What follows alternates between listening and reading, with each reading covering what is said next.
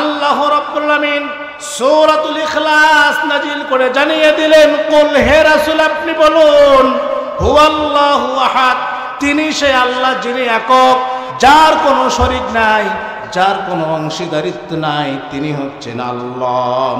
আল্লাহুস সামাদ, আসমান এবং জমিনের মাঝে যত মাখলুক রয়েছে, যত সৃষ্টি রয়েছে, সবাই তার দিকে মুখাপেক্ষী, কিন্তু তিনি কারো কাছে মুখাপেক্ষী নন, তিনি হচ্ছেন আল্লাহ। লাম ইয়ালিদ ওয়া লাম ইউলাদ। এরপরে আল্লাহ সুবহানাহু ওয়া তাআলা জানিয়ে দিলেন, হে রাসূল আপনি বলুন, আল্লাহর কোনো সন্তান নাই এবং তিনিও কারো সন্তান নন। আল্লাহর কোনো সন্তান আছে? তিনি কারো সন্তান? এরপরে আল্লাহ সুবহানাহু ওয়া তাআলা জানিয়ে দিলেন, ওয়ালাম ইয়াকুল লাহু কুফুয়ান আহাদ।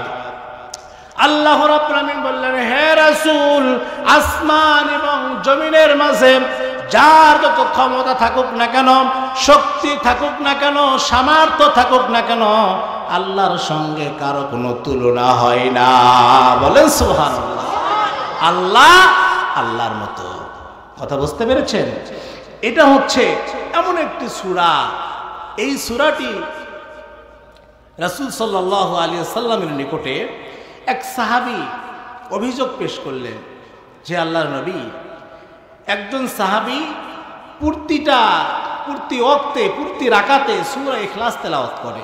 অভিযোগ পেশ করলেন আল্লাহ রাসূলের কাছে। রাসূল সাল্লাল্লাহু আলাইহি ওয়াসাল্লাম ওই সাহাবীকে ডাক দিয়ে বললেন, তুমি কেন এই সূরা ইখলাস প্রতি নামাজে প্রত্যেক রাকাতে তেলাওয়াত করো, কারণ কি? তখন ওই সাহাবী ডাক দিয়ে বললেন, ইয়া রাসূলুল্লাহ, ইয়া হাবিবাল্লাহ, এই সূরার মধ্যে আল্লাহ তার এমন সুন্দর পরিচয় তুলে ধরেছেন, যেই সূরাটি তেলাওয়াত না করলে আমি শান্তিই পাই না। এই সূরাটিকে আমি এত মহব্বত করি, এত ভালোবাসি, যেটা তেলাওয়াত না করলে আমি নামাজ পড়ে পরিতৃপ্ত হই না। তখন আল্লাহ সুবহানাহু ওয়া তাআলা বললেন, তুমি যেহেতু সূরা ইখলাসকে ভালোবাসো, মহব্বত করো, আল্লাহ এই সূরা ইখলাসকে ভালোবাসার কারণে, মহব্বত করার কারণে তোমাকে জান্নাত দান করবেন। কারণ এই সূরার মধ্যে আল্লাহর পরিচয় আছে না নাই? সম্মানিত বন্ধুগণ, সহিহ মুসলিম প্রথম খণ্ডে উল্লেখ করা হয়েছে, বিশ্বনবী মুহাম্মদুর রাসূলুল্লাহ সাল্লাল্লাহু আলাইহি ওয়াসাল্লাম বলেছেন, যে ব্যক্তি ওই আল্লাহর প্রতি ঈমান আনবে, রাসূলের প্রতি ঈমান আনবে, পরকালের প্রতি ঈমান আনবে, পরকালীন জীবনে জাগতিক জীবনের হিসাব নিকাশ দেওয়াকে বিশ্বাস করে ঈমান আনবে, সে দুনিয়াতে কখনো চুরি করবে না, ডাকাতি করবে না, ছিনতাই করবে না, মানুষ হত্যা করবে না, সুদ খাবে না, ঘুষ খাবে না, মানুষের হক নষ্ট করবে না। কিন্তু যারা এই সমস্ত অন্যায় অপকর্ম করে নিজেকে ঈমানদার বলে পরিচয় দেয়, এরা কখনো ঈমানদার হতে পারে না। আজকে আমরা ঈমান কি কাজ করলে ঈমানদার হওয়া যায়, কোন কাজটি করলে ঈমান চলে যায়, এই জিনিসটা আমরা জানি না। কথা বলুন ঠিক কিনা? আমরা অনেকে মনে করি যে মাথায় টুপি দিলেই মনে হয় ঈমানদার হওয়া যায়, দাড়ি রাখলে মনে হয় ঈমানদার হওয়া যায়, পাঞ্জাবি পরলে মনে হয় ঈমানদার হওয়া যায়, মাঝে মধ্যে একটু নামাজ কালাম পড়লে মনে হয় ঈমানদার হওয়া যায়।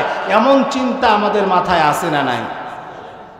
লক্ষ্য করুন, মুসলমানদের প্রসঙ্গে আল্লাহ সুবহানাহু ওয়া তাআলা বলেছেন, 2 নম্বর সূরা 1 নম্বর পারা 3 নম্বর পৃষ্ঠা 4 নম্বর লাইন, সূরা বাকারা 8 নম্বর আয়াতে উল্লেখ করা হয়েছে, ওয়া মিনান নাসি মান ইয়াকুলু আমান্না বিল্লাহি ওয়া বিল ইয়াউমিল আখিরি ওয়া মা হুম বিমুমিনিন। আল্লাহু আকবার। আর আসতে বলেন। আল্লাহু আকবার বললে কি কষ্ট হয়? আমরা যখন ফুটবল খেলা দেখি অথবা ক্রিকেট খেলা দেখি, এই খেলা দেখার সময় যার পক্ষ থেকে গোল হয়, আমরা আনন্দ সহকারে বলি গোল অথবা 6, মনে হয় একটা কবুল হজের সব পাওয়া যায়। সব আছে কি? কিন্তু যে ব্যক্তি কোরআনুল কারীম তেলাওয়াত শোনার পরে আনন্দ চিত্তে খুশি হয়ে একবার আল্লাহু আকবার বলবে, আল্লাহ রাব্বুল আমিন তার জীবনের সমস্ত সগীরা গুনাহগুলো মাফ করিয়ে দেন। তাহলে যতবার কোরআনুল কারীম তেলাওয়াত হবে ততবার আল্লাহু আকবার বলতে রাজি আছি তো? বলেন আল্লাহু আকবার। লক্ষ্য করুন মুসলমান, আল্লাহ রাব্বুল আমিন বলেছেন ওয়ামিনান নাস, সমাজে এমন এক শ্রেণীর মানুষ রয়েছে মাইয়াকুলু, তারা বলেন আমান্না বিল্লাহ, আমি আল্লাহর প্রতি ঈমান এনেছি, রাসূলের প্রতি ঈমান এনেছি, ওয়া বিল ইয়াউমিল আখির, আখিরাতের প্রতি ঈমান এনেছি। এরা ঈমানওয়ালা ব্যক্তিদের মতো মাথায় টুপি দেয়, মুখে দাড়ি রাখে, গায়ে পাঞ্জাবি পরে, মাঝে মধ্যে নামাজও পড়ে। ওয়া মা হুম বিমুমিনিন, আল্লাহ সুবহানাহু ওয়া তাআলা বলেছেন হে গোলাম, এরা কিন্তু ঈমানদার নয়, এরা হলো টাটকা মুনাফিক। এরা নিজেদের স্বার্থ হাসিলের জন্য, ক্ষমতার আসনে বসার জন্য নিজেকে ঈমানদার পরিচয় দিয়ে মানুষকে ধোঁকা দেয়, এরা হলো টাটকা মুনাফিক। এরকম লোক আমাদের সমাজে আছে না নাই? আছে, মানে এখানে খোঁজ করলেও বের হতেও পারে। সম্মানিত বন্ধুগণ, আমি আমার দেশে অনেক সময় লক্ষ্য করে দেখেছি কিছু লোক চুরি করে, ডাকাতি করে, ছিনতাই করে, জিনা ব্যভিচারে লিপ্ত হয়ে মানুষ হত্যা করে, মানুষের সম্পদ লুটপাট করে, মাঝে মধ্যে সাদা টুপি, সাদা পাঞ্জাবি পরে নিজেকে ঈমানদার পরিচয় দিয়ে জাতির সামনে দরবেশ সাজার চেষ্টা করেছে। কথা বলুন ঠিক কিনা?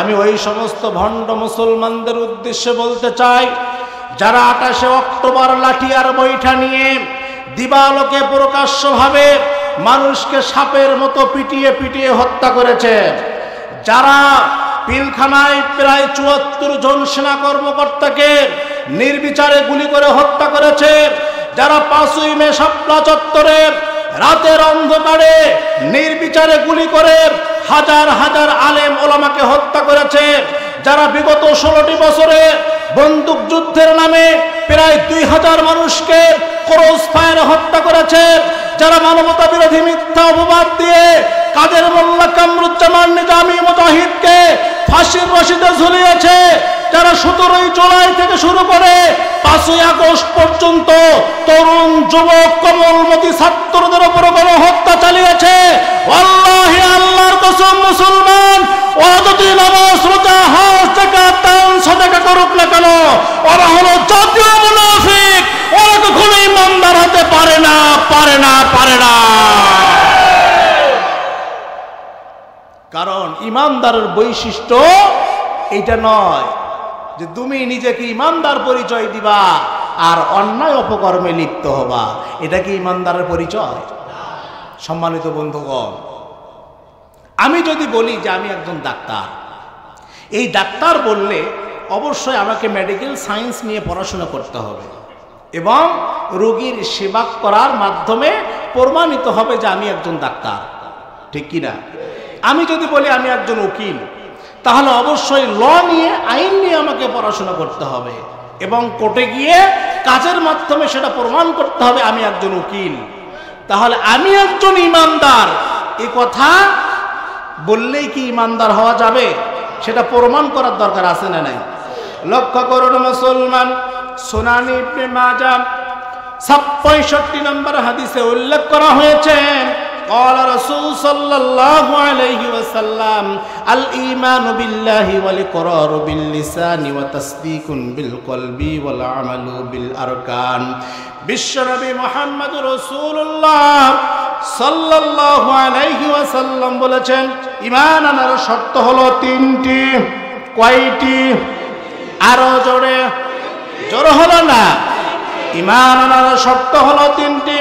1 নম্বর হলো ওয়াল ইকরারু বিল লিসানি, মুখ দিয়ে স্বীকৃতি দেয়া আপনি আল্লাহর প্রতি ঈমান এনেছেন, রাসূলের প্রতি ঈমান এনেছেন, পরকালের প্রতি ঈমান এনেছেন, এটা মুখ দিয়ে স্বীকৃতি দিতে হবে। মুখে স্বীকৃতি দিলেই শুধু আপনি ঈমানদার হতে পারবেন না, ওয়া তাসদীকুন বিল কলবি, অন্তর থেকে মনে প্রাণে সেটাকে বিশ্বাস করতে হবে। মনে প্রাণে বিশ্বাস করলে আপনি ঈমানদার হতে পারবেন না। ওয়াল আমালু বিল আরকান, কোরআন সুন্নাহ আমলের মাধ্যমে সেটা আপনাকে প্রমাণ করার দরকার আছে না নাই? সম্মানিত বন্ধুগণ, আমরা জানি কংক্রিট তৈরি করার জন্য 4টি উপাদানের প্রয়োজন হয়। কয়টি? 4টি উপাদানের প্রয়োজন হয়। ইট, বালি, সিমেন্ট, পানি। এই 4টি উপাদানের যদি কোনো একটি উপাদান আপনি বাদ দেন তাহলে কি কংক্রিট তৈরি হবে? তাহলে 4টি উপাদানের কোনো একটি উপাদান বাদ দিলে যেমন কংক্রিট তৈরি হয় না, ঠিক তেমনি ভাবে ঈমান আনার যে 3টা শর্ত রয়েছে, কন্ডিশন রয়েছে, এই 3টা কন্ডিশনের একটা কন্ডিশন বাদ দিলে আপনি ঈমানদার হতে পারবেন না। কথা বলুন ঠিক কি না? সম্মানিত বন্ধুগণ, আমরা জানি আবহাওয়া পরিমাপ করার যন্ত্রের নাম হচ্ছে ব্যারোমিটার, দুধ পরীক্ষা করার যন্ত্রের নাম হচ্ছে ল্যাক্টোমিটার, জ্বর পরিমাপ করার যন্ত্রের নাম হচ্ছে থার্মোমিটার। ঈমান পরিমাপ করার একটা হাদিস আছে, সেটা কি বলবো? এই হাদিসের মাধ্যমে ঈমানটা মাপা যাবে। ঈমান মাপার দরকার আছে না নাই? লক্ষ্য করুন মুসলমান, সহিহ তারগীব গ্রন্থ 1739 নম্বর হাদিসে উল্লেখ করা হয়েছে, ইন্না রাজুলা সাআলা রাসূল সাল্লাল্লাহু আলাইহি ওয়াসাল্লাম মাল ঈমান ক্বালা ইযা সাররাতকা হাসানাতুকা ওয়া সাআতকা সাইয়্যাতুকা ফাআনতা মুমিনুন। এক সাহাবী রাসূল করিম সাল্লাল্লাহু আলাইহি ওয়াসাল্লামের নিকটে এসে জিজ্ঞাসা করলেন, ইয়া রাসূলুল্লাহ, ইয়া হাবিবাল্লাহ, ঈমান কাহাকে বলে? ঈমান কি? কখন বুঝবো যে আমি ঈমানদার, আমার ভেতরে ঈমান আছে? কলাম বিশ্বনবী মুহাম্মদুর রাসূলুল্লাহ সাল্লাল্লাহু আলাইহি ওয়াসাল্লাম বললেন, ইদা সাররাতকা হাসানাতুকা, যখন কোনো ভালো কাজ করলে অথবা দেখলে তোমার মনের মধ্যে আনন্দ লাগবে, ভালো লাগবে, তুমি অনুপ্রাণিত হবে। আর যখন কোনো মন্দ কাজ করলে অথবা দেখলে তুমি কষ্ট পাবে, অনুশোচনা করবে, তখন বুঝবে ফাংতা মুমিনু, তুমি ঈমানদার, তোমার ভেতরে ঈমান আছে। সম্মানিত বন্ধুগণ, আজকে আমাদেরকে ভালো কাজ করতেও ভালো লাগে, খারাপ কাজ করতেও ভালো লাগে। কথা বলুন ঠিক কিনা? আজকে আমাদেরকে কোরআন শুনতে ভালো লাগে, এই জন্য কোরআন শুনতে এসেছি, তাফসীর শোনার জন্য এসেছি। কিন্তু যদি এই জায়গায় গানের প্যান্ডেল তৈরি করা হয়, সেখানেও আমরা যাই। কথা বলুন ঠিক কিনা? কিন্তু বিশ্বনবী মুহাম্মদুর রাসূলুল্লাহ সাল্লাল্লাহু আলাইহি ওয়াসাল্লাম বলেছেন, আপনি যদি ভালো কাজ আপনার ভালো লাগে আর মন্দ কাজ আপনাকে খারাপ লাগে, তখনই বুঝবেন যে আপনি ঈমানদার। কিন্তু আজকে আমাদেরকে ভালো কাজও ভালো লাগে, মন্দ কাজও ভালো লাগে। বুঝতে হবে আপনার ঈমানের মধ্যে ভেজাল আছে না না। আজকে সমাজে অসংখ্য মানুষ নামাজ পড়ে সুদ খায়, নামাজ পড়ে ঘুষ খায়, নামাজ পড়ে মিথ্যা কথা বলে, নামাজ পড়ে ধোঁকাবাজি করে, নামাজ পড়ে মানুষের হক নষ্ট করে। এরকম লোক আছে না নাই? তাহলে একজন ঈমানদার, তার দ্বারা এই সমস্ত কাজ করা সম্ভব না। এই সমস্ত কাজ করলো মানে তার ঈমানের মধ্যে ভেজাল আছে। আজকে আমরা ঈমানের গুরুত্ব না বোঝার কারণে সামান্য স্বার্থের জন্য, অর্থের জন্য, ক্ষমতার জন্য ঈমান বিক্রি করতে বিন্দু মাত্র দ্বিধাবোধ করি না। কথা বলুন ঠিক কিনা? এক কাপ চায়ের জন্য আমরা ঈমান বিক্রি করি, সামান্য ক্ষমতার জন্য আমরা ঈমান বিক্রি করি। কারণ ঈমান কি? ঈমান কাহাকে বলে? ঈমানের গুরুত্ব কি, তাৎপর্য কি, সিগনিফিকেন্স কি, এটা আমরা আজও পর্যন্ত উপলব্ধি করতে পারি নাই। ঈমানের গুরুত্ব বুঝেছিলেন হযরত ইব্রাহিম আলাইহিস সালাম। ঈমানের গুরুত্ব বুঝে ঈমানের ওপর অবিচল থাকার কারণে নমরুদের অগ্নিকুণ্ডে নিক্ষেপ হয়েছিল, কিন্তু ঈমান থেকে বিন্দু মাত্র দূরে সরে যান নাই। ঈমানের ওপর অবিচল থাকার কারণে হযরত মূসা আলাইহিস সালামকে ফেরাউন কয়েকবার নিজ মাতৃভূমি ছাড়তে বাধ্য করেছিল, কিন্তু ঈমান থেকে বিন্দু মাত্র দূরে সরে যান নাই। ঈমানের ওপর অবিচল থাকার কারণে বিশ্বনবী মুহাম্মদুর রাসূলুল্লাহ সাল্লাল্লাহু আলাইহি ওয়াসাল্লামের ওপর জুলুম, নির্যাতনের স্টিমরোলার চালানো হয়েছে, কিন্তু ঈমান থেকে বিন্দু মাত্র দূরে সরে যান নাই। ঈমানের ওপর অবিচল থাকার কারণে হযরত ইউসুফ আলাইহিস সালামকে 10টি বছর কারাগার বরণ করতে হয়েছিল, কিন্তু ঈমান থেকে বিন্দু মাত্র দূরে সরে যান নাই। ঈমানের উপর অবিচল থাকার কারণে আল্লামা দেলোয়ার হোসেন সাঈদী রাহমাতুল্লাহ আলাইহিকে 13টি বছর জালিমরা বন্দী করে কারাগারে জুলুম ও নির্যাতনের স্টিমরোলার চালিয়েছে, কিন্তু জালিমদের নিকটে 1 সেকেন্ডের জন্য মস্তক অবনত করে নাই। কথা বলুন ঠিক কিনা? কারণ তারা ঈমানের গুরুত্ব বুঝেছে, ঈমানের তাৎপর্য বুঝেছে, ঈমানের সিগনিফিকেন্স বুঝেছে। কথা বলুন ঠিক কিনা? আজকে আমরা বুঝি না বলে আমাদের কাছে ঈমানের কোনো মূল্য নেই।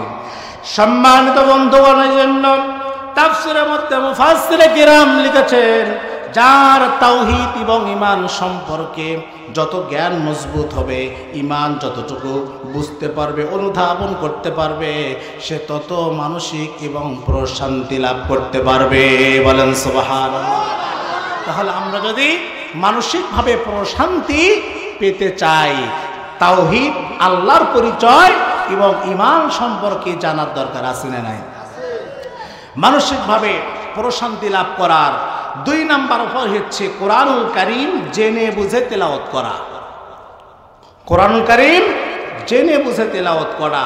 কোরআন তেলাওয়াতের মাধ্যমে যেমন আল্লাহর সন্তুষ্টি অর্জিত হয়, তেমনি মানসিকভাবে প্রশান্তি লাভ করা যায়। কিন্তু দুঃখজনক হলেও সত্য, আজকে আমরা অধিকাংশ মানুষ কোরআন সহিভাবে তেলাওয়াত করতে পারি না। আছে না নাই? এটা দুঃখজনক, এটা খুবই দুঃখজনক। কিয়ামতের দিন আপনি আল্লাহর কাছে কি জবাবটা দিবেন? আপনার ছেলে যদি বিদেশে থাকে আর ওই ছেলে যদি ইংলিশে একটা চিঠি আপনার বাড়িতে আনে বা পাঠায়, তখন এই চিঠিটা আপনি নিজে পড়তে না পারলেও অন্য কারো কাছে গিয়ে পড়ে বোঝার চেষ্টা করবেন, ঠিক কি না? কারণ ওই চিঠির মূল্য আপনার কাছে বেশি, যে ছেলে আমাকে কি বলেছে। বা গভর্নমেন্ট থেকে যদি কোনো চিঠি আপনার কাছে আসে, ওটা আপনি নিজে পড়তে না পারলেও কারো কাছে গিয়ে পড়ে বোঝার চেষ্টা করবেন, ঠিক কি না? কিন্তু আল্লাহ রাব্বুল আমিন আপনার জন্য আমার জন্য এই কোরআনুল কারীম নামক যে চিঠিটা দিয়েছে, এই চিঠিটা কি এমনি দিয়েছে? কোরআন এমনি কি আল্লাহ পাঠিয়েছে? আমাদের ব্যক্তিগত জীবন, পারিবারিক জীবন, সামাজিক জীবন, রাষ্ট্রীয় জীবন কিভাবে আমরা চলবো, কিভাবে আমরা চালাবো, সেই দিক নির্দেশনা কোরআনে আছে না নাই?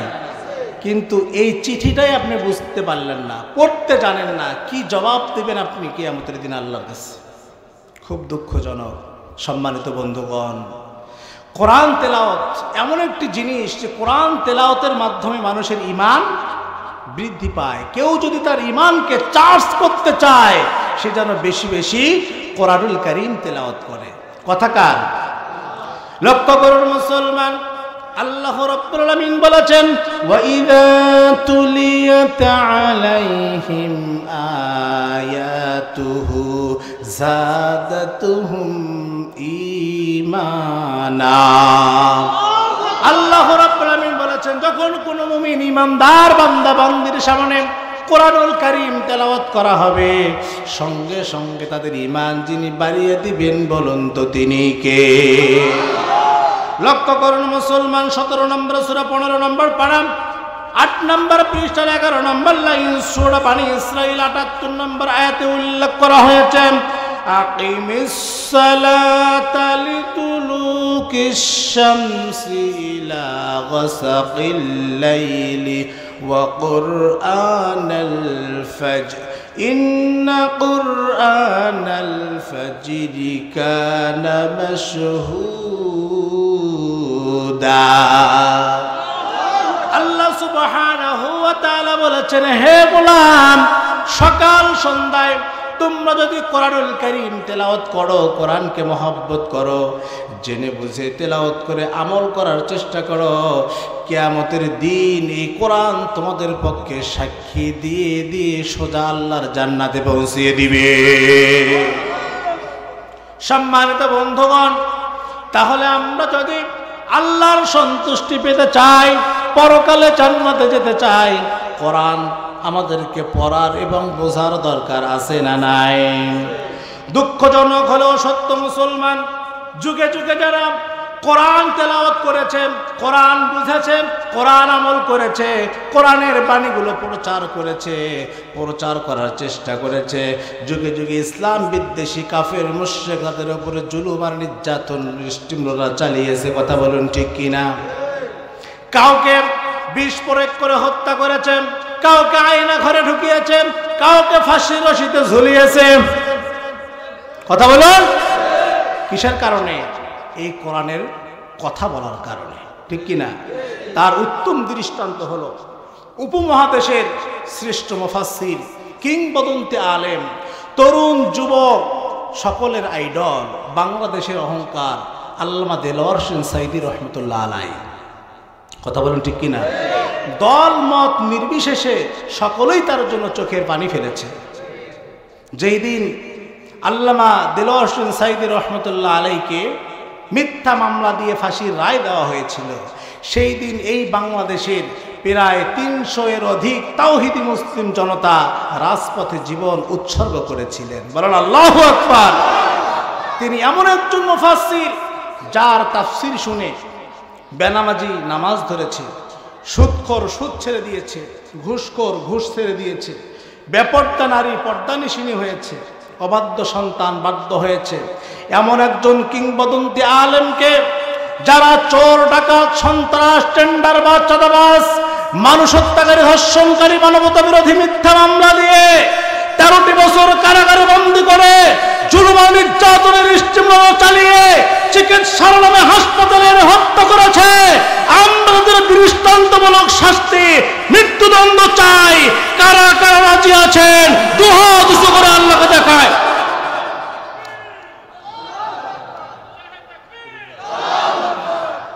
সম্মানিত বন্ধুগণ, আসলে যুগে যুগে আলেমদের ওপর এত জুলুম আর নির্যাতন হওয়ার পিছনে কারণ কি? কারণটা কি শুনবেন? কি কারণ? আপনারা মোটামুটি আমরা সবাই মোবাইল ফোন ব্যবহার করি কি না? এই মোবাইল ফোনটা আপনার যতই দামি হোক, এই মোবাইলে যদি ব্যাটারিতে চার্জ না থাকে তাহলে এই মোবাইলের কোনো মূল্য আছে? আপনি মুসলিম পরিবারে জন্মগ্রহণ করে আপনার টুপিটা যতই সুন্দর হোক, দাড়িটা যতই বড় হোক, পাঞ্জাবিটা যতই সুন্দর হোক, যদি ঈমান নামক ব্যাটারি না থাকে তাহলে এই লিবাসের কোনো মূল্য আছে? আমরা জানি মোবাইলে চার্জ দেওয়ার জন্য কারেন্টের দরকার হয়। কিসের দরকার হয়? কারেন্টের দরকার হয়। এখন আপনার কাছে কারেন্ট আছে, মোবাইলও আছে, আপনি কি চার্জ দিতে পারবেন? পারবেন না, কারণ চার্জ দেওয়ার জন্য কি দরকার? চার্জার দরকার। উদাহরণটি পেশ করার কারণ হচ্ছে কোরআন এবং হাদিস হচ্ছে কারেন্ট, আলেম ওলামা হলো চার্জার, আর ব্যাটারি হচ্ছে আপনার ঈমান। বর্তমান পৃথিবীতে ইসলাম বিদ্বেষী কাফের মুশরিকরা বুঝতে পেরেছে জুলুম নির্যাতন করে গোটা পৃথিবী থেকে মুসলমানদেরকে নিশ্চিহ্ন করা যাবে না, কোরআন এবং হাদিসের আলোকে নিভিয়ে ফেলা যাবে না। তাই আলেম নামক চার্জারকে গ্রেফতার করে জুলুম আর নির্যাতনের নিশ্চিহ্ন চালিয়ে যদি তাদের কণ্ঠকে স্তব্ধ করা যায় তাহলে জাতির উপরে প্রভুত্ব করা তাদের জন্য সহজ হয়ে যাবে। কথা বলুন ঠিক কিনা? আমি ওই সমস্ত ইসলাম বিদ্বেষী কাফের মুশরিকদের উদ্দেশ্যে বলতে চাই, বাংলার জমিনে যত হাফেজে কোরআন রয়েছে বিশ্বের কোনো দেশে এত হাফেজে কোরআন নেই। বাংলার জমিনে যত মসজিদ মাদ্রাসা রয়েছে বিশ্বের কোনো দেশে এত মসজিদ মাদ্রাসা নেই। বাংলার জমিনে যত আলেম ওলামা রয়েছে বিশ্বের কোনো দেশে এত আলেম ওলামা নেই।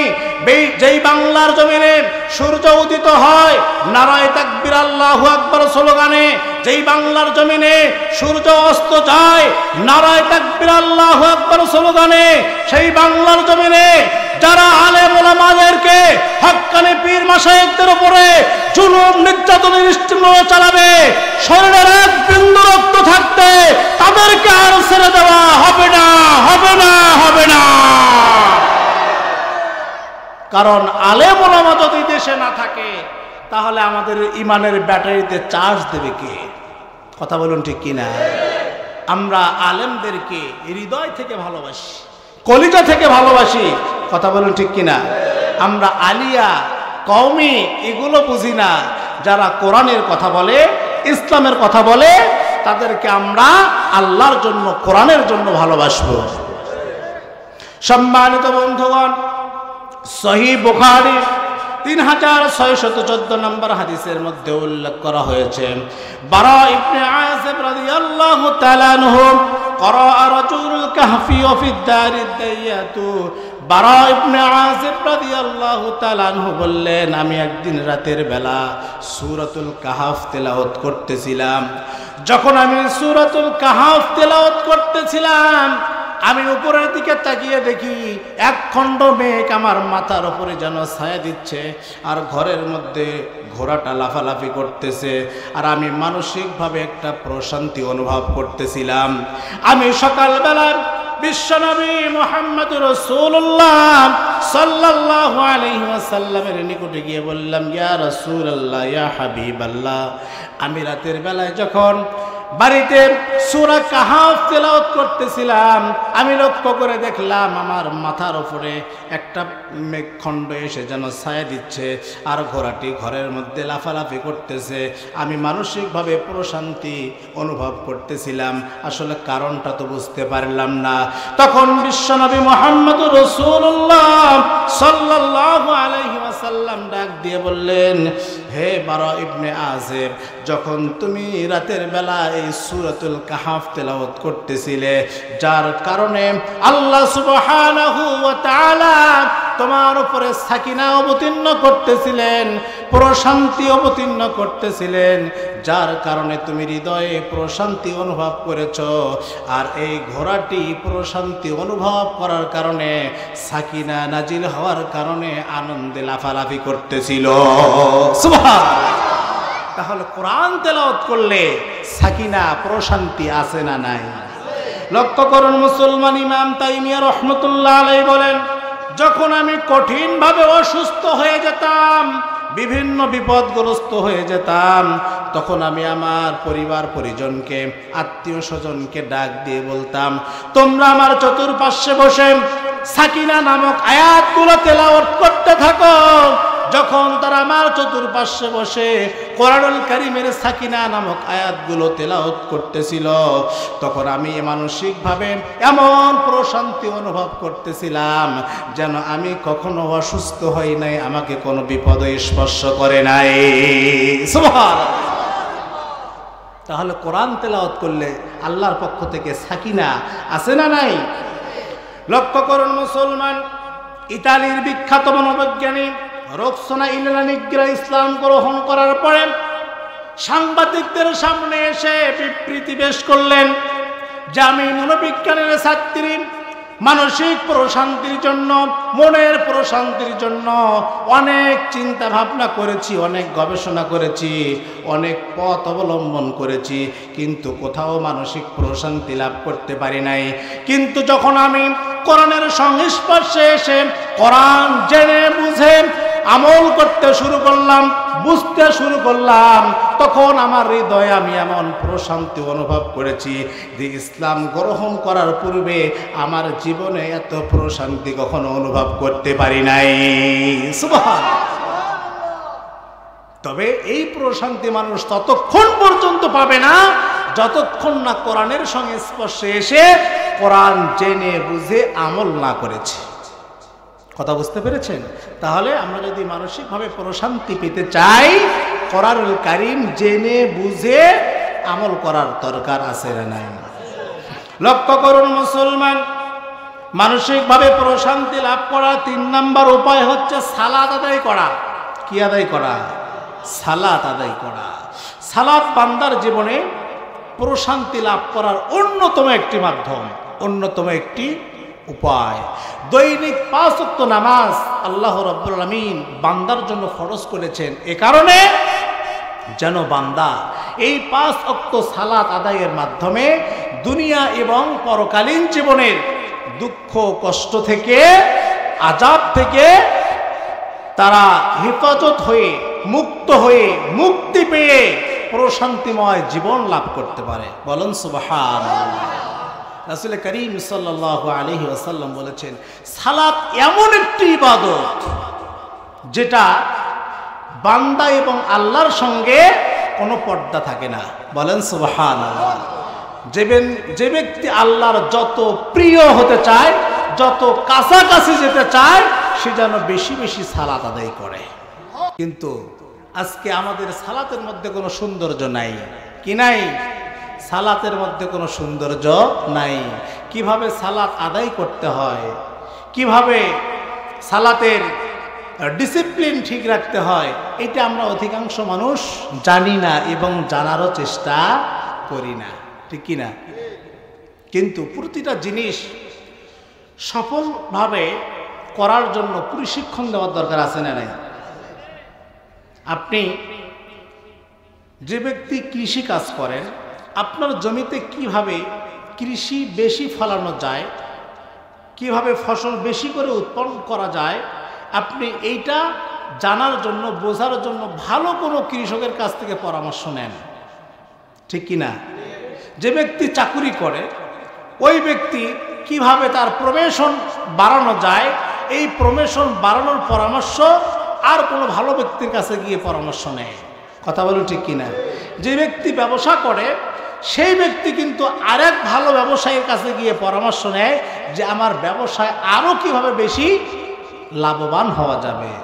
কিন্তু এইটা যে আল্লাহর একটা ফরজ ইবাদত আপনার উপরে ফরজ করে দিয়েছেন, এই ফরজ ইবাদতের মাধ্যমে কিভাবে আল্লাহর নৈকট্য হাসিল করা যায়, এইটা প্রশিক্ষণ নেওয়ার জন্য আমরা ভালো কোনো প্রশিক্ষণ ব্যক্তির কাছে গিয়ে জিজ্ঞেস করি না। কথা বলুন, ঠিক কি না? এটা খুবই দুঃখজনক। সম্মানিত বন্ধুগণ, 2 নম্বর সূরা 1 নম্বর পারা 7 নম্বর পৃষ্ঠার 8 নম্বর লাইন সূরা বাকারা 43 নম্বর আয়াতে উল্লেখ করা হয়েছে, ওয়াকিমুস সালাতা ওয়া আতুজ যাকাতা ওয়ারকাউ মা'আর রাকিঈন। আল্লাহ রাব্বুল আলামিন বলেছেন, হে গোলাম, ওয়াকিমুস সালাত, তোমরা সালাত কায়েম করো, ওয়াতুজ যাকাত, তোমরা যাকাত আদায় করো, ওয়ারকাউ মা'আর রাকিঈন, এবং রুকুকারীদের সঙ্গে তোমরা রুকু করো।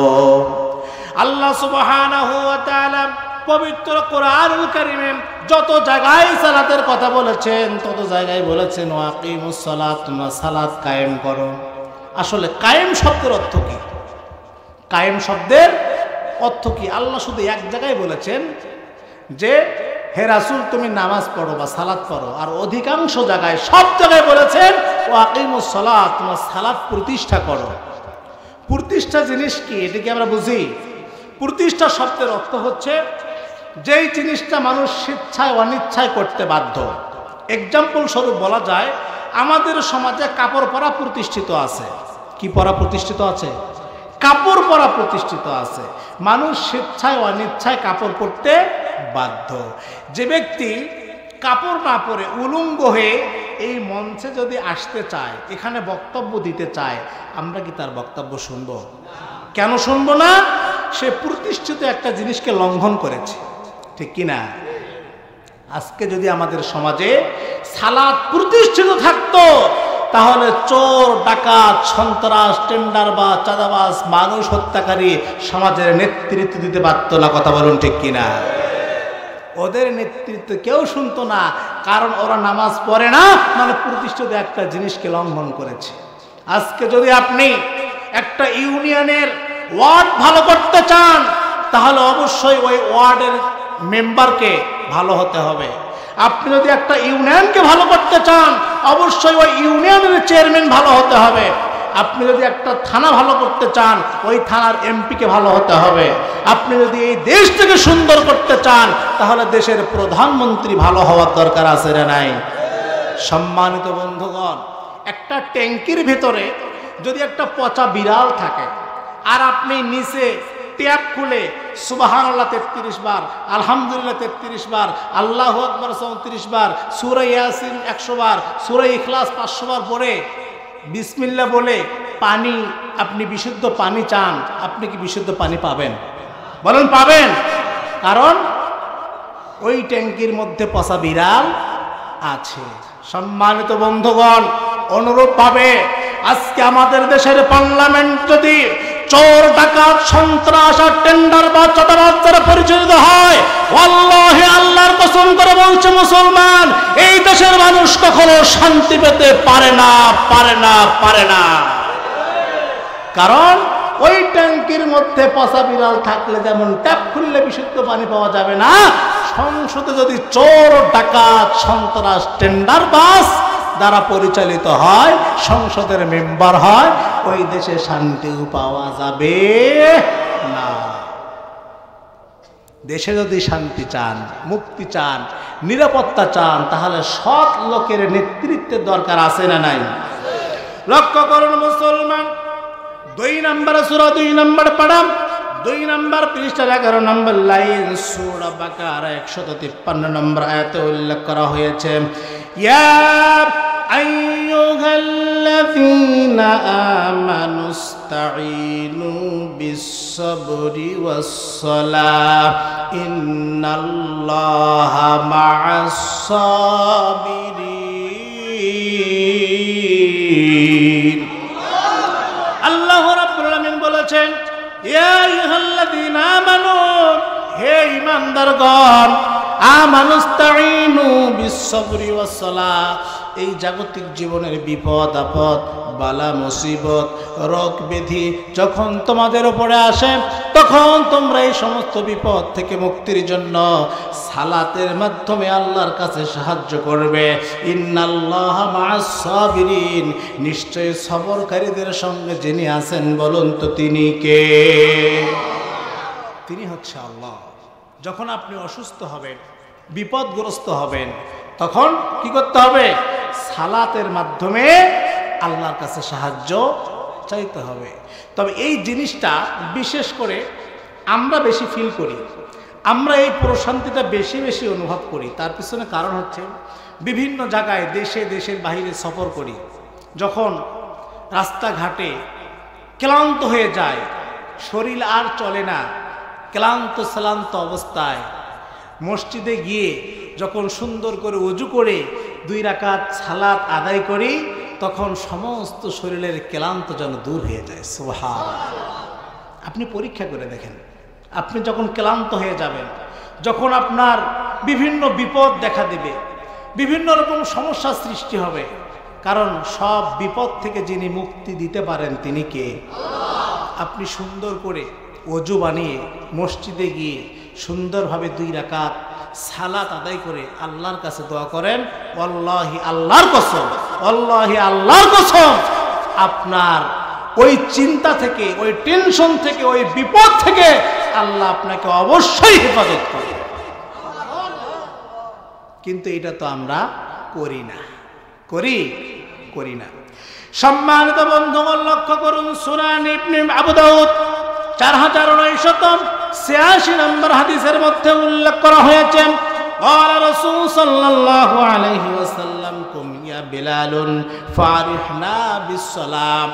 একদিন বিশ্বনবী মুহাম্মদ রাসূলুল্লাহ সাল্লাল্লাহু আলাইহি ওয়াসাল্লাম বিলাল রাদিয়াল্লাহু তাআলা আনহুকে বললেন, হে বিলাল, তুমি নামাজের জন্য আজান দাও এবং সালাতের মাধ্যমে আমাদেরকে প্রশান্তি লাভ করার সুযোগ করিয়ে দাও। সুবহানাল্লাহ। কারণ সালাত হচ্ছে প্রশান্তি লাভের অন্যতম একটি মাধ্যম। 22 নম্বর সূরা 17 নম্বর পারা 20 নম্বর পৃষ্ঠার 8 নম্বর লাইন সূরা হজ 77 নম্বর আয়াতে উল্লেখ করা হয়েছে, ইয়া আইয়ুহাল্লাযীনা আমানুরকাউ ওয়াসজুদু ওয়া'বুদু রাব্বাকুম ওয়াফআলুল খায়রা লা'আল্লাকুম তুফলিহুন। আল্লাহ রাব্বুল আলামিন বলেছেন, ইয়া আইয়ুহাল্লাযীনা আমানুরকাউ, হে ঈমানদারগণ, তোমরা রুকু করো, সিজদা করো, ওয়া'বুদু রাব্বাকুম, সেই রবের ইবাদত করো যেই রব তোমাকে ইবাদত করার জন্য সৃষ্টি করেছেন। আল্লাহ রাব্বুল আলামিন জিন এবং ইনসানকে কিসের জন্য সৃষ্টি করেছেন? কিসের জন্য? ইবাদতের জন্য সৃষ্টি করেছেন। সম্মানিত বন্ধুগণ, যেই ব্যক্তি এই লাইটটা আবিষ্কার করেছে, এই লাইটটা যিনি আবিষ্কার করেছে তার একটা উদ্দেশ্য আছে না নাই? অন্ধকারকে আলোকিত করা। যে ব্যক্তি মাইকটা আবিষ্কার করেছেন তার একটা উদ্দেশ্য আছে না নাই? ছোট আওয়াজকে মানুষের সামনে বড় করে তুলে ধরা। তাহলে আল্লাহ রাব্বুল আমিন আমাদেরকে যে সৃষ্টি করেছেন সে আল্লাহর একটা উদ্দেশ্য আছে না নাই? সেই উদ্দেশ্যটা কি?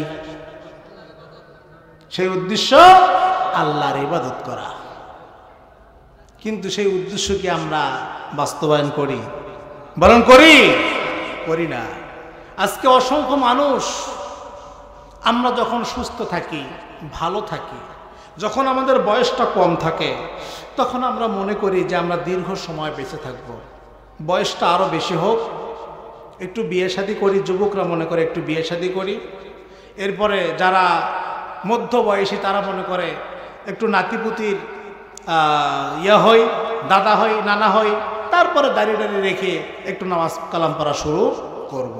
সম্মানিত উপস্থিতি, সুস্থ থাকা, হায়াত কম থাকা, কম বয়স হওয়া, এটা কি বেঁচে থাকার, দীর্ঘ সময় বেঁচে থাকার কোনো গ্যারান্টি? অসংখ্য মানুষ, ধরেন যেই বোনটা আজকে এই মাহফিল শোনার জন্য রোড অ্যাক্সিডেন্টে মারা গিয়েছে, তিনি তো সুস্থ ছিলেন কি না? কিন্তু আল্লাহর হুকুম এসে গেছে, দুনিয়া থেকে চলে গিয়েছে। অসংখ্য মানুষ তো আমরা নিজে চোখে দেখেছি, সব এলাকায় এমন হয়েছে যে সন্তানের লাশটা বাবা কাঁধে নিয়ে যাচ্ছে, সন্তানের জানাজা নিজের বাবা করিয়েছে, নাতির জানাজাটা দাদা পড়াইছে, আছে না নাই? তাহলে বয়স কম হওয়া, সুস্থ থাকা, এটা বেঁচে থাকার কোনো গ্যারান্টি নয়। যে কোনো সময়, যে কোনো মুহূর্তে, যে কোনো অবস্থায় আপনার মৃত্যু হয়ে যেতে পারে। এই জন্য সব সময় মৃত্যুর জন্য প্রস্তুতি গ্রহণ করার দরকার আছে না নাই? এই অপেক্ষা আপনি কখনোই প্রহর গণবেন না যে আমার বয়সটা কম, আমি সুস্থ আছি, পরে সালাত আদায় করব। হতে পারে আপনার মৃত্যু এখনই, পারে কি না? অবশ্যই পারে। সুতরাং আমরা সুস্থ আছি বলে, বয়স কম বলে এই অপেক্ষা আর করব না। আজ থেকে, এখন থেকে আমরা নিয়ত করব, আল্লাহ বলেন, হাত তোলেন, আল্লাহ আমরা জীবনে যতদিন বেঁচে থাকব আর ফরজ সালাত ছেড়ে দেব না, ছেড়ে দেব না, ছেড়ে দেব না। বলেন আমিন। আল্লাহ কবুল করুন। আল্লাহ রাব্বুল আমিন বলছেন, যারা নামাজ পড়বে, নিয়মিত 5 ওয়াক্ত সালাত আদায় করবে, এই সালাতের মাধ্যমে আফআলুল খায়রা লাআল্লাকুম তুফলিহুন, তারা ইহকাল এবং পরকালে সফল কাম হবে। সুবহানাল্লাহ বলবেন না? তাফসীরের মধ্যে মুফাসসিরে কিরাম লিখেছেন যে মানসিক প্রশান্তি লাভের অন্যতম একটি মাধ্যম হচ্ছে সালাত।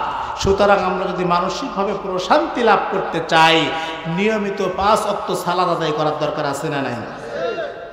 এবার আসুন, মানসিক প্রশান্তি লাভের 4 নম্বর উপায় হচ্ছে সন্দেহপূর্ণ বিষয় থেকে বেঁচে থাকা। কি থাকা? সন্দেহপূর্ণ জিনিস থেকে বেঁচে থাকা। একজন মানুষ ততক্ষণ পর্যন্ত প্রশান্তিময় জীবন লাভ করতে পারবে না যতক্ষণ তার মনের মধ্যে সন্দেহ থাকে। কারণ সন্দেহ এমন একটি বৈশিষ্ট্য, এমন একটি গুণ, এমন একটি স্বভাব যেটা নিজেও ভালো থাকতে দেয় না এবং মানুষকেও ভালো থাকতে দেয় না। আজকে আমরা ভাই ভাইয়ের প্রতি সন্দেহ করি, স্ত্রীর প্রতি সন্দেহ আছে না নাই? বন্ধু বান্ধবের প্রতি সন্দেহ আছে না নাই? গার্লফ্রেন্ডের প্রতি সন্দেহ আছে না নাই? বয়ফ্রেন্ডের প্রতি সন্দেহ আছে না নাই? যুবকরা ঠিক আছে তো? যদি গার্লফ্রেন্ডের ফোনটা একটু ওয়েটিং দেখে, তুমি মনে হয় অন্য কারোর সঙ্গে কথা বলছো, ঠিক কি না? আবার গার্লফ্রেন্ড যদি বয়ফ্রেন্ডের ফোনটা একটু ওয়েটিং দেখে, তুমি মনে হয় অন্য মেয়ের সঙ্গে কথা বলছো।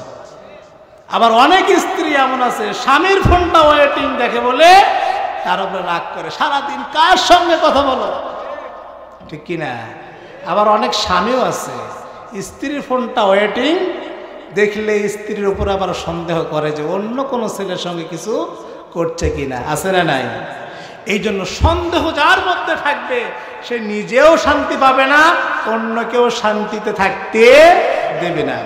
লক্ষ্য করুন মুসলমান, 49 নম্বর সূরা 26 নম্বর পারা 16 নম্বর পৃষ্ঠার 1 নম্বর লাইন সূরা হুজরাত 12 নম্বর আয়াতে উল্লেখ করা হয়েছে, ইয়া আইয়ুহাল্লাযীনা আমানু তানিবু কাসীরাম মিনাজ-যন্নি ইন্না বা'দাজ-যন্নি ইসমুন ওয়ালা তাজাসসু ওয়ালা ইয়াগতাব বা'দুকুম বা'দা। এই জন্য আল্লাহ রাব্বুল আলামিন বলেছেন, হে ঈমানদার বান্দা বান্দীরা, অধিকাংশ সন্দেহ গুনাহের কাজ।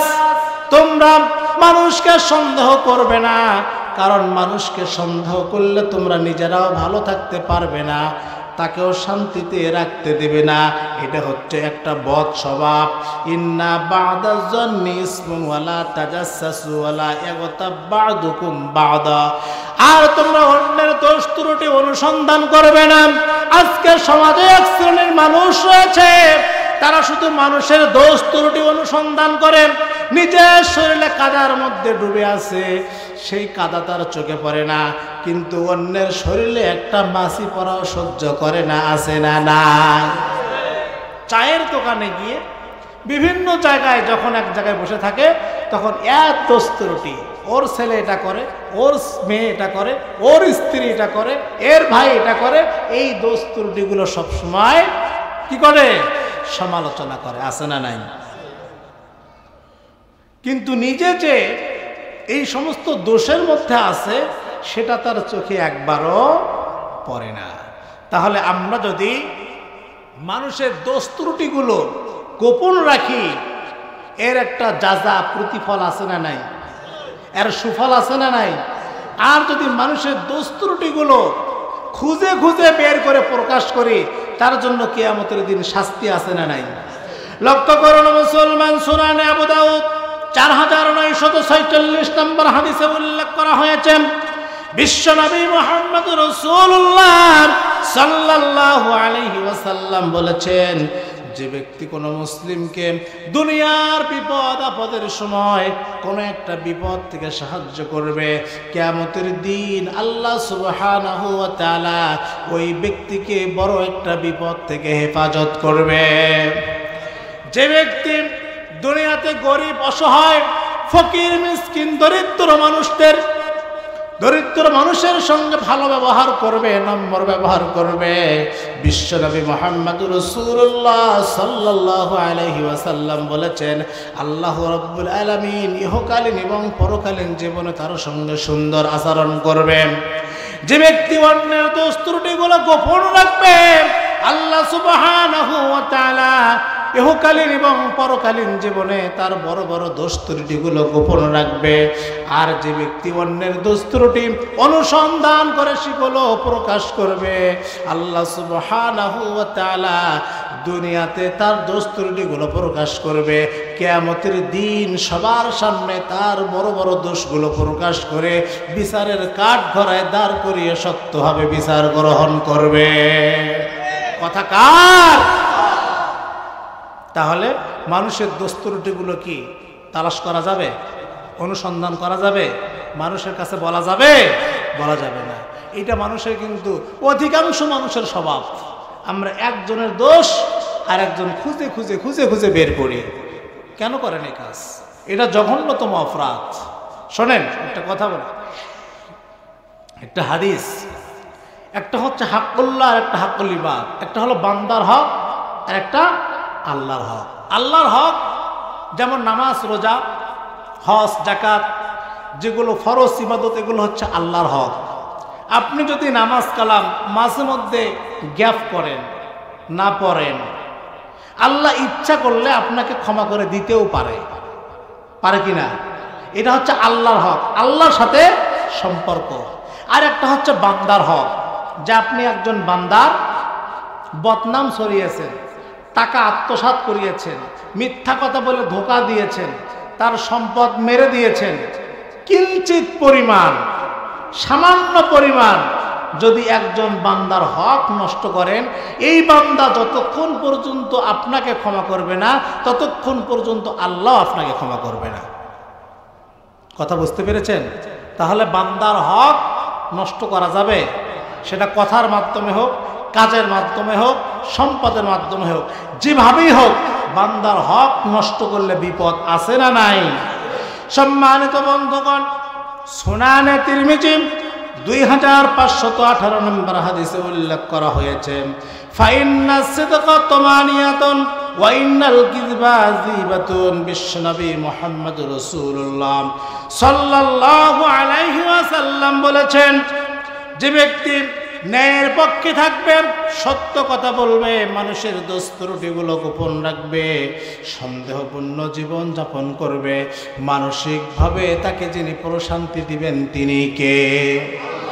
আর যে ব্যক্তি মিথ্যা কথা বলবে, মনের মধ্যে সন্দেহ লালন করবে, মিথ্যা অনুসন্ধান করবে, শয়তান তার মধ্যে সন্দেহ এবং মিথ্যার যাবতীয় জিনিস ঢুকিয়ে তার মনের মধ্যে অশান্তি সৃষ্টি করবে। কথা কার?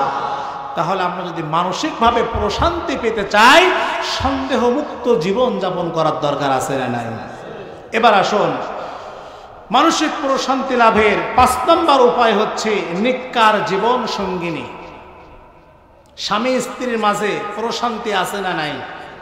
দাম্পত্য জীবনে দিনদার স্বামী স্ত্রী নিয়ামত স্বরূপ। একজন স্বামীর যতই টাকা পয়সা, ধন সম্পদ, গাড়ি বাড়ি থাকুক না কেন, যদি তার স্ত্রী দিনদার না হয়, আনুগত্যশীলা না হয়, ওই পরিবারে অশান্তি আছে না নাই? কার কার পরিবারে অশান্তি আছে? হাত তোলেন দেখি। অনেকেরই আছে, কিন্তু হাত তুলবেন না, ঠিক কি না? সম্মানিত বন্ধুগণ, আজকে বর্তমান সময়ের যুবকেরা দিনদার স্ত্রী গ্রহণ করতে চায় না, দিনদার মেয়েকে বিবাহ করতে চায় না। তারা ওই সমস্ত মেয়ের প্রতি পাগল যারা আশকারা, মাস্কারা, আইলানা, ভুরুপিন দিয়ে রং ঢং করে রাস্তা দিয়ে হেঁটে যায়, আর যুবকেরা মনে করে এই রকম একটা মেয়েকে বিয়ে করতে পারলেই মনে হয় জীবনটা ধন্য। কথা বলুন ঠিক কিনা? এই যুবকেরা ঠিক আছে তো? সম্মানিত বন্ধুগণ, অথচ রাসূল সাল্লাল্লাহু আলাইহি ওয়াসাল্লাম বলেছেন, যদি স্বামী স্ত্রীর মধ্যে প্রশান্তিময় জীবন তোমরা লাভ করতে চাও, তাহলে 4টি জিনিস থেকে তোমরা বিবাহ করো। কয়টি? 4টি জিনিস। 1 নাম্বার হলো দিনদারি। 1 নাম্বার কি? দিনদারি। 2 নাম্বার সৌন্দর্য। 3 নাম্বার সম্পদ। 4র্থ নম্বর হচ্ছে বংশমর্যাদা। এই 4টে জিনিস ঠিক রেখে যদি তুমি বিবাহ করো, তাহলে তোমার দাম্পত্য জীবনে যিনি প্রশান্তি দান করবেন, বলুন তো তিনি কে? সম্মানিত বন্ধুগণ, লক্ষ্য করুন, 30 নম্বর সূরা 21 নম্বর পারা, 5 নম্বর পৃষ্ঠার 7 নম্বর লাইন সূরা রুম 21 নম্বর আয়াতে উল্লেখ করা হয়েছে, ওয়ামিন আয়াতিহি আন খালাকালাকুম মিন আনফুসিকুম আজওয়াজাল লিতাসকুনু ইলাইহা ওয়া জাআলা বাইনাকুম মাওয়াদ্দাতান ওয়া রাহমাহ ইন্না ফি যালিকা লাআয়াতিন লিকওমিন ইয়াতাফাক্কারুন। আল্লাহ রাব্বুল আলামিন বলেছেন, ওয়া মিন আয়াতিহি আন খালাকালাকুম, আল্লাহ তাআলার নিদর্শনাবলীর মধ্যে অন্যতম একটা নিদর্শন হলো পুরুষ মানুষের জন্য, পুরুষ মানুষের প্রশান্তি লাভের জন্য আল্লাহ সুবহানাহু ওয়া তাআলা নারীদেরকে সৃষ্টি করেছেন। নারীদেরকে আল্লাহ রাব্বুল আমিন পুরুষ মানুষের প্রশান্তি লাভের জন্য সৃষ্টি করেছেন। কথা বলুন ঠিক কিনা? হযরত আদম আলাইহিস সালামকে সৃষ্টি করার পর যখন আদম আলাইহিস সালামকে ভালো লাগছিল না, মনের মধ্যে একটা অশান্তি ফিল করতেছিলেন, তখন আল্লাহ সুবহানাহু ওয়া তাআলা হযরত আদম আলাইহিস সালামের বাম পাজরের হাড় থেকে হযরত হাওয়া আলাইহিস সালামকে আদম আলাইহিস সালামের প্রশান্তি লাভের জন্য সৃষ্টি করেছেন। বলেন সুবহানাল্লাহ। তাহলে নারীরা পুরুষ মানুষের জন্য প্রশান্তি লাভের একটা মাধ্যম, ঠিক কি না? কিন্তু আজকে অনেক সমাজে অনেক পরিবারে এমন আছে, টাকা পয়সা ধন সম্পদের কোনো অভাব নাই, কিন্তু সংসারে শান্তি নাই, স্বামী স্ত্রীর মধ্যে শান্তি নাই। আছে না নাই? কারণ তাদের মধ্যে ইসলাম নাই। কি নাই? টাকা পয়সা ধন সম্পদ বাড়ি গাড়ির কোনো অভাব নাই। এমন অভিযোগ আমাদের কাছে অসংখ্য আসে যে হুজুর টাকার অভাব নাই, স্বর্ণের অভাব নাই, গাড়ির অভাব নাই, বাড়ির অভাব নাই, কিন্তু স্বামী স্ত্রীর কোনো সুসম্পর্ক নাই। আছে না নাই? এই অশান্তি হওয়ার পেছনে একটি কারণ, সেটি হচ্ছে দিনদারির অভাব। কিসের অভাব? দিনদারির অভাব।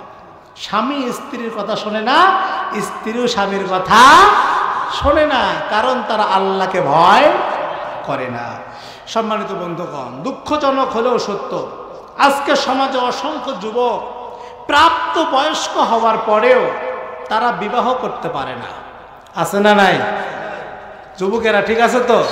কারণ পড়াশোনা করতে করতে অনার্স মাস্টার্স, এরপরে বিসিএস ক্যাডার হওয়া পর্যন্ত বয়স প্রায় 30-32 বছর হয়ে যায়। এই 30-32 বছর হওয়ার পরে যখন সন্তান বিবাহের কথা বলে, তখন পরিবার থেকে বলা হয় এখনই বিয়ে শাদী করা যাবে না, আগে বাড়ি ঘর ঠিক করো, ছোট একটা বোন আছে সেটাকে বিবাহ দাও, তারপরে বিয়ে করো। এরকম কথা আছে না নাই? সম্মানিত বন্ধুগণ, পড়াশোনা করতে করতে বয়স 30, এরপরে বাড়িঘর চাকরি পাইতে 2 বছর 32, বাড়িঘর ঠিক করতে আরো 3 বছর 35, ছোট বোনের বিয়ে শাদী দিতে দিতে আরো 2 বছর 37, এতে যুবকের যৌবনে ভাটা। আছে না নাই? এই যুবকেরা ঠিক আছে তো? সম্মানিত বন্ধুগণ, কারণ তারা অর্থনৈতিকের ভয় পায়, পরিবারও পায়, ওই ছেলেও পায় যে আমি যদি বিয়ে শাদী করি তাহলে বউকে খাওয়াবো কি, ঠিক কিনা?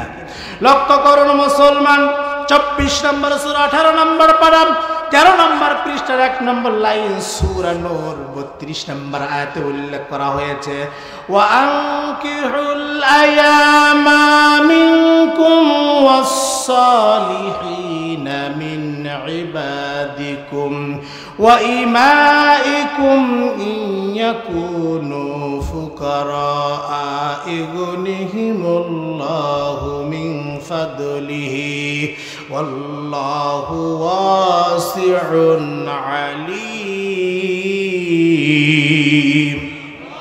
আল্লাহ রাব্বুল আলামিন বলেছেন, তোমাদের মধ্যে যারা প্রাপ্ত হয়ে যায়, বয়স্ক হয়ে যায়, পরিপূর্ণ বয়স হয়ে যায়, তোমরা তাদের মধ্যে বিবাহ বন্ধনে আবদ্ধ করো, বিবাহের ব্যবস্থা করো।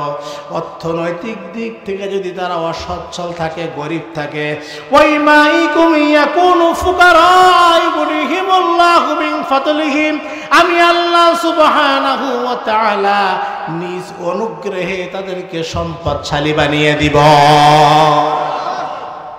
কথাকার বানিয়ে বললাম। তাহলে বিবাহ করলে বরকত আছে না নাই? বিবাহ করার দায়িত্ব আপনার, আর সম্পদ বাড়ানোর দায়িত্ব আল্লাহর। তাহলে সঠিক সময়ে বিবাহ করা যাবে। ছেলেদেরকে যখন প্রাপ্ত বয়স হয়ে যাবে অবশ্যই তাদেরকে বিবাহের ব্যবস্থা করবেন। আজকে আমাদের সমাজে বিয়েটা কঠিন হওয়ার কারণে জিনাটা সহজ হয়েছে। যদি বিবাহ ব্যবস্থা সহজ হতো তাহলে জিনা কঠিন হয়ে যেত। কথা বলুন ঠিক কিনা? কিন্তু জিনা ব্যভিচার সন্তানরা করতে কোনো দ্বিধাবোধ নাই, কিন্তু সঠিক সময়ে তারা সন্তানদেরকে বিবাহ দিতে চায় না। আপনি জানেন আপনার ছেলে একটা মেয়ের সঙ্গে সময় কাটায়, গল্প করে, দেখা সাক্ষাৎ করে, আপনি জানেন যে আপনার মেয়েটা অন্য কোনো ছেলের সঙ্গে দেখা সাক্ষাৎ করে, ফোনে কথা বলে, কিন্তু এরপরেও আপনি তার উপরে যে আপনার দায়িত্ব আছে, কর্তব্য আছে, এটা আপনি কখনো মূল্যায়ন করেন না, এটা বোঝারই চেষ্টা করেন না, ঠিক কি না? এমন অভিভাবক আছে না নাই?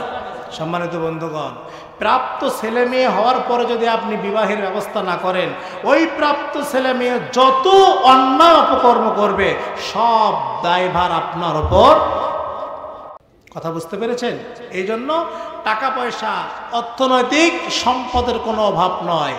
ছেলে প্রাপ্ত হবে, মেয়ে প্রাপ্ত হবে, বিবাহের ব্যবস্থা করবেন, করতে পারবেন তো? তাতে আপনিও নিজেও বাঁচবেন, আপনার সন্তানের চরিত্রটাও হেফাজতে থাকবে। লক্ষ্য করুন মুসলমান, সুনানে তিরমিজি 1655 নম্বর হাদিসে উল্লেখ করা হয়েছে, قال رسول صلى الله عليه وسلم ثلاثة حق على الله أوناهم المكاتب। বিশ্বনবী মুহাম্মদ রাসূলুল্লাহ সাল্লাল্লাহু আলাইহি ওয়াসাল্লাম বলেছেন, তিন শ্রেণীর মানুষের উপর আল্লাহর সাহায্য নিজে দায়িত্ব মনে করে, নিজের উপরে ওয়াজিব মনে করে। এক নাম্বার হলো ওই মুজাহিদকে সাহায্য করা আল্লাহ দায়িত্ব মনে করে, যেই মুজাহিদ আল্লাহর জমিনে আল্লাহর দ্বীনকে প্রতিষ্ঠা করার জন্য চেষ্টা করে। দুই নাম্বার ওই গোলাম, যেই গোলাম তার মনিবের চুক্তি পূরণের জন্য কাজ করে, সেই গোলামকে সাহায্য করা আল্লাহ নিজের দায়িত্ব মনে করে। আর ওই যুবককে সাহায্য করা আল্লাহ নিজের দায়িত্ব মনে করে, যেই যুবক তার চরিত্রকে হেফাজত করার জন্য বিবাহ বন্ধনে আবদ্ধ হয়ে যায়। সুবহানাল্লাহ। তাহলে যুবকেরা সঠিক সময়ে বিয়ে শাদী করতে হবে, তবে অবশ্যই পিতামাতার অনুমতি ছাড়া নয়, পিতামাতার অনুমতি নিয়েই বিবাহ করতে হবে। কথা বলুন ঠিক কিনা? আজকে অসংখ্য ছেলে আছে, মেয়ে আছে, তিল তিল করে কত কষ্ট করে লালন পালন করে ছেলেটা মানুষ করে, কিন্তু বাবাকে না বলে, মাকে না বলে, পরিবারকে না বলে অন্য একটা মেয়েকে নিয়ে পালিয়ে যায়। আছে না নাই? তিল তিল করে কত কষ্ট করে একটা মেয়েকে লালন পালন করে, কিন্তু ওই মেয়েটা বাবা মার মুখে চুনকালি দিয়ে অন্য ছেলের সঙ্গে পালিয়ে যায়।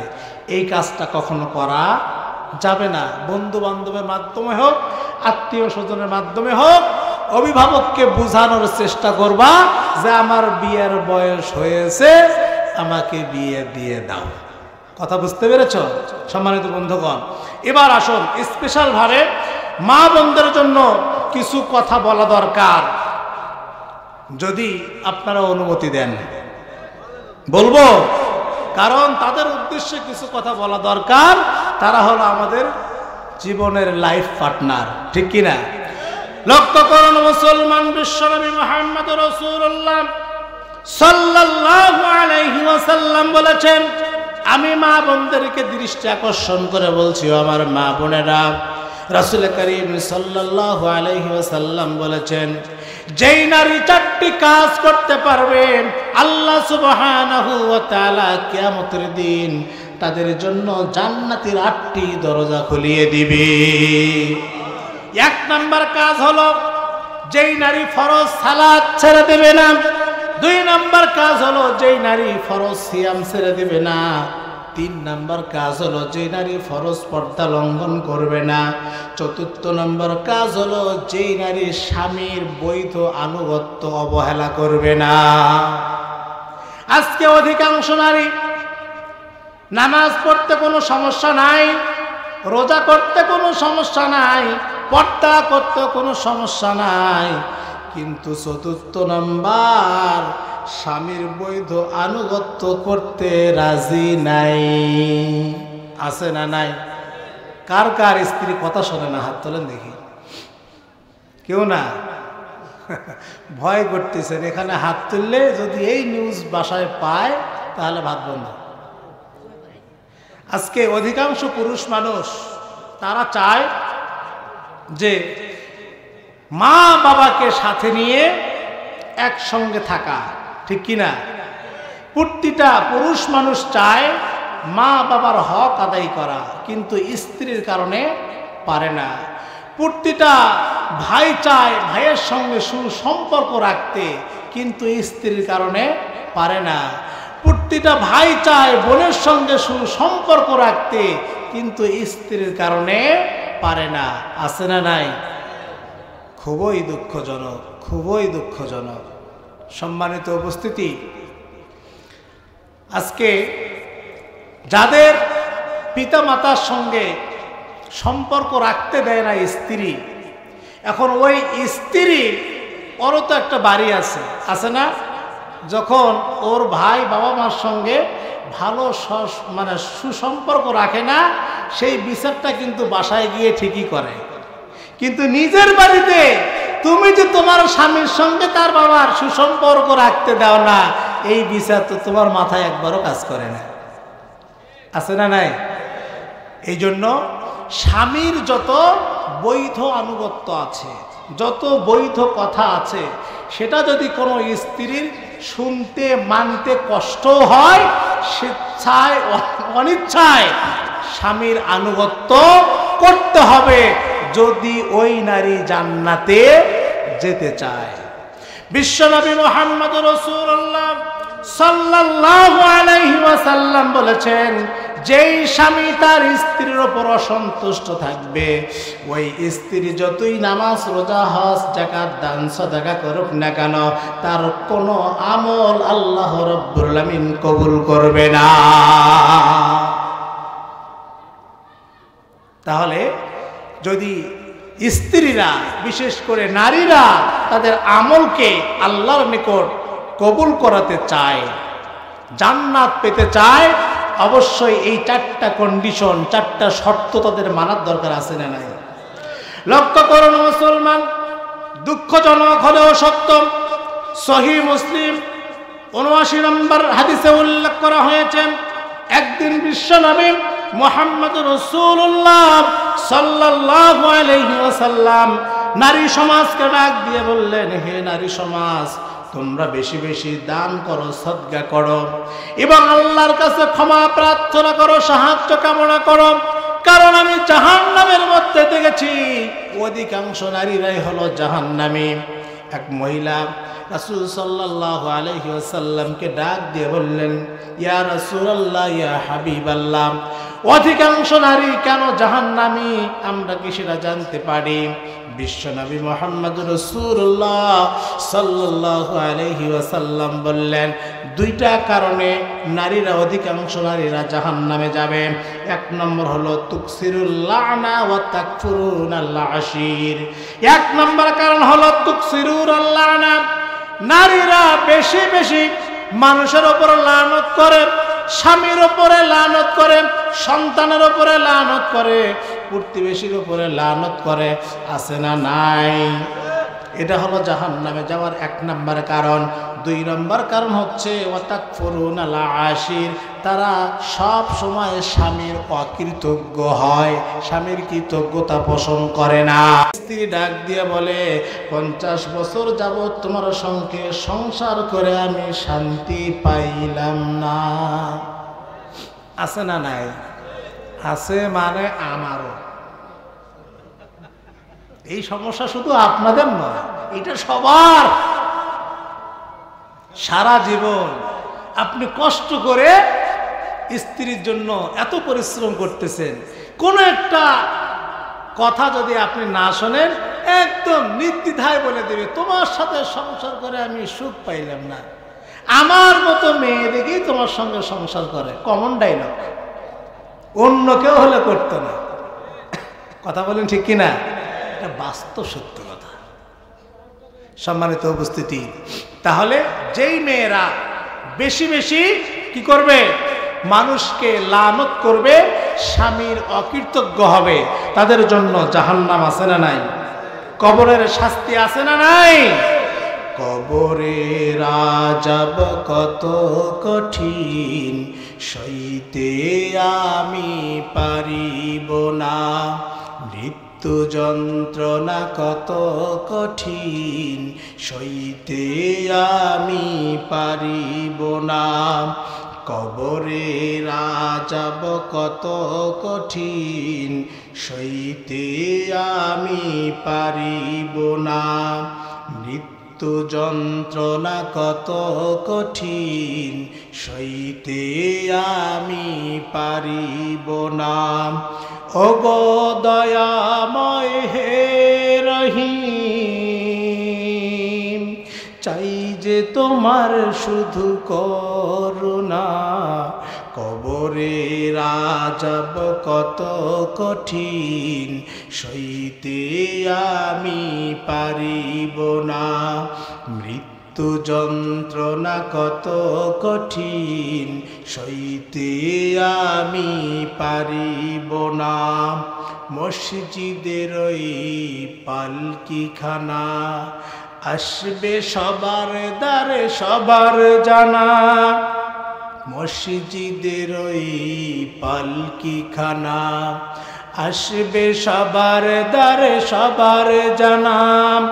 বড়ই পাতার গরম পানি, শেষ গোসল দিবে সবার জানা। গোসল শেষে সাদা কাফনে, চির বিদায় দিবে হে মনা। গোসল শেষে সাদা কাফনে, চির বিদায় দিবে হে মনা। কবরের আযাব কত কঠিন, সইতে আমি পারিব না। মৃত্যু যন্ত্রণা কত কঠিন, সইতে আমি পারিব না।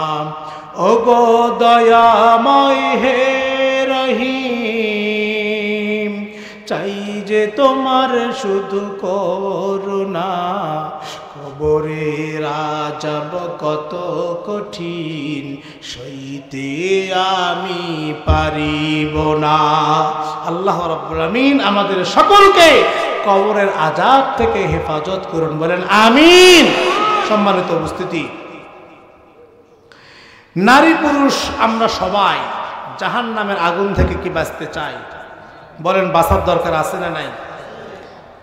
যদি আমরা বাঁচতে চাই, কাজ করতে হবে দুইটা। কয়টা কাজ? এই দুইটা কাজের কথা বলবো। লক্ষ্য করুন মুসলমান, 9 নম্বর সূরা 10 নম্বর পারা 3 নম্বর পৃষ্ঠা 11 নম্বর লাইন সূরা তওবা 111 নম্বর আয়াতে উল্লেখ করা হয়েছে, ইন্নাল্লাহা আশতারা মিনাল মুমিনিনা আনফুসাহুম ওয়া আমওয়ালাহুম বিআন্না লাহুমুল জান্নাহ ইউকাতিলুনা ফি সাবিলিল্লাহি ফায়াকতুলুনা ওয়া ইউকতালুন।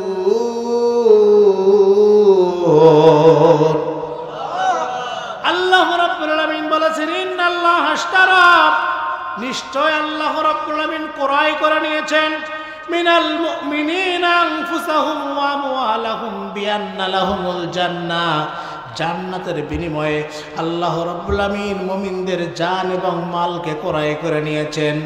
একজন মুমিন যদি তার জান এবং মালটা আল্লাহর জন্য উৎসর্গ করতে পারে, আল্লাহ রাব্বুল আমিন বলেছেন, বিনিময়ে আমি আল্লাহ রাব্বুল আমিন তোমাদেরকে জান্নাত দান করিয়ে দিব। আল্লাহ কি বলছে? একজন ব্যক্তি, একজন ঈমানদার যদি দুইটা জিনিস আল্লাহর জন্য উৎসর্গ করতে পারে, একটা হচ্ছে মাল আর একটা হলো জান। সম্পদ আমরা কার জন্য দান করব? বলেন কার জন্য দান করব?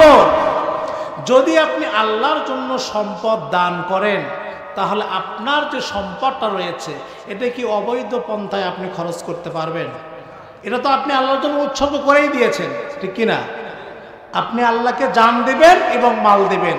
যদি আপনি দিয়ে দেন, তাহলে এই সম্পদ এবং জানটা যে আপনার কাছে এখনো থাকলো, এটা হচ্ছে আপনার কাছে আমানত।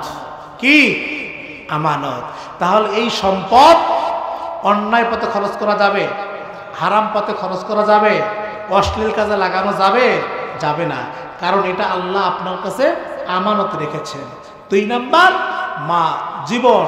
যদি জানটা আপনি আল্লাহর জন্য কোরবানি করে দেন, তাহলে এই জীবন, হায়াত নামক যে জীবনটা আল্লাহ রাব্বুল আমিন আপনাকে দিয়েছে, এটা হলো আপনার কাছে আমানত, ঠিক কিনা?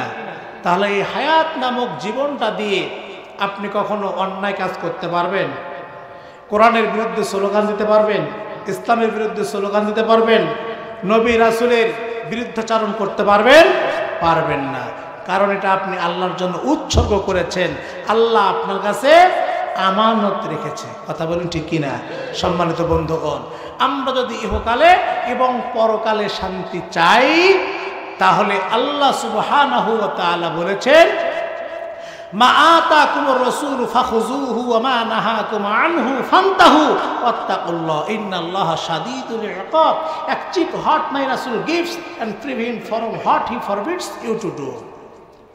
হে বান্দা, তোমরা যদি ইহকালে এবং পরকালে শান্তি চাও, তাহলে বিশ্বনবী মুহাম্মদুর রাসূলুল্লাহ সাল্লাল্লাহু আলাইহি ওয়াসাল্লাম যেই সমস্ত ভালো কাজের জন্য তোমাদেরকে আদেশ করেছে, দিক নির্দেশনা দিয়েছে, সেগুলো তোমরা অনুসরণ করো।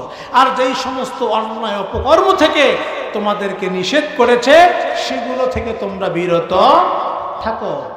হযরত মুহাম্মদ সাল্লাল্লাহু আলাইহি ওয়াসাল্লাম হিমসেলফ সেড, রাসূল সাল্লাল্লাহু আলাইহি ওয়াসাল্লাম নিজেই বলেছেন, I am living for you two things. আমি তোমাদের জন্য দুটি জিনিস রেখে যাচ্ছি। কয়টি? দুটি জিনিস রেখে যাচ্ছি, দ্য কোরআন এন্ড দ্য সুন্নাহ। একটি হচ্ছে আল্লাহর নাজিলকৃত কিতাব, আর একটি বিশ্বনবী মুহাম্মদ সাল্লাল্লাহু আলাইহি ওয়াসাল্লামের আদর্শ। You will never be lead to an evil path if you follow these two things strictly. যে ব্যক্তি এই দুটি জিনিস কঠোরভাবে, শক্তভাবে অনুকরণ করতে পারবে, সে কখনো খারাপ পথে পরিচালিত হবে না। আজকে আমরা পথ চিনি না, কোনটা ভালো পথ আর কোনটা খারাপ পথ। যে ব্যক্তি চুরি করে, ডাকাতি করে, ছিনতাই করে, মানুষ হত্যা করে, মানুষের উপর জুলুম নির্যাতন করে, ইসলামের বিরোধিতা করে, সেও মনে করে যে আমি জান্নাতে যাব। আর যে ব্যক্তি এই সমস্ত কাজ করে না, সেও আশা করে আমি জান্নাতে যাব। কথা বলুন ঠিক কিনা? সম্মানিত বন্ধুগণ, যারা চুরি, ডাকাতি, জেনা, ব্যভিচার করেও জান্নাতের আশা করেন, আমি তাদেরকে বোঝানোর জন্য একটা কথা বলছি। আপনি যদি ঢাকায় যেতে চান আর বরিশালের গাড়িতে উঠে সুবহানাল্লাহ 33 বার, আলহামদুলিল্লাহ 33 বার, আল্লাহু আকবার 34 বার, সূরা ইয়াসিন 100 বার, আরো যত দোয়া দুরূদ আছে, এগুলো পড়ে যদি আপনি গাড়িতে বসেন, আপনি কি ঢাকায় যেতে পারবেন? বলেন পারবেন? কারণ গাড়িতে উঠেছেন বরিশালে। আপনি যদি বরিশালে যেতে চান, তাহলে বরিশালের গাড়িতে উঠে আপনি দোয়া কালাম পড়তে হবে, ঠিক কিনা? অনুরূপভাবে শয়তানের পথ মত আদর্শ অনুসরণ করে আপনি কখনো জান্নাতেও যেতে পারবেন না। যেমন ঢাকার গাড়িতে উঠে বরিশালে যাওয়া সম্ভব না। A true Muslim cannot lead an honest and pure life without the knowledge of the Quran and the Sunnah. এই জন্য বিশ্বনবী মুহাম্মদ সাল্লাল্লাহু আলাইহি ওয়াসাল্লাম বলেছেন, কোরআন এবং হাদিসের জ্ঞান ছাড়া একজন মানুষ সত্যিকারের মুসলমান হতে পারে না। আপনি যদি ভালো একজন কৃষক হতে চান, তাহলে কৃষি সম্পর্কে আপনার ভালো জ্ঞান থাকার দরকার আছে না নাই? আপনি যদি ভালো একজন ডাক্তার হতে চান, তাহলে মেডিকেল সায়েন্স সম্পর্কে আপনার ভালো জ্ঞান থাকার দরকার আছে না নাই? আপনি যদি ভালো একজন উকিল হতে চান, তাহলে আইন সম্পর্কে আপনার ভালো জ্ঞান থাকার দরকার আছে না নাই? তাহলে মেডিকেল সায়েন্স সম্পর্কে ভালো জ্ঞান না থাকলে যেমন ভালো একজন ডাক্তার হওয়া যায় না, আইন সম্পর্কে ভালো জ্ঞান না থাকলে যেমন ভালো একজন উকিল হওয়া যায় না, কৃষি সম্পর্কে ভালো জ্ঞান না থাকলে যেমন ভালো একজন কৃষক হওয়া যায় না, ঠিক তেমনইভাবে কোরআন এবং হাদিসের জ্ঞান ছাড়া আপনি কখনো সত্যিকারের মুসলমান হতে পারবেন না। কথা বলুন ঠিক কিনা? সম্মানিত উপস্থিতি, মানসিক প্রশান্তি লাভের 10টি উপায় ছিল। আজকে সময় স্বল্পতার কারণে আমি 5টি আলোচনা করলাম। আর যদি কোনো সময় দেখা সাক্ষাৎ হয়, বাকি 5টি আলোচনা করার চেষ্টা করব ইনশাআল্লাহ। আসলে কোরআন হাদিস আমরা অনেক জানি কিন্তু আমল করি না। আজকে অসংখ্য মানুষ এখানে আছেন যারা জীবনে 100টা মাহফিল শুনেছেন, আছেন না? যদি প্রতিটা মাহফিল থেকে নিয়ত করতেন যে আমি 1% ভালো হবো, 1%, বেশি না, 1%, তাহলে 100টা মাহফিল শুনে আপনি একজন 100% মুসলিম হয়ে যেতে পারতেন। কথা বলুন ঠিক কিনা? কিন্তু সেটা কি আমরা পারি না। সুতরাং কোরআন এবং হাদিসের আলোচনা আমরা যতটুকু শুনলাম, আল্লাহ রাব্বুল আমিন আমাদের সকলকেই যেন এগুলো আমল করার তৌফিক দান করেন। বলেন আমিন।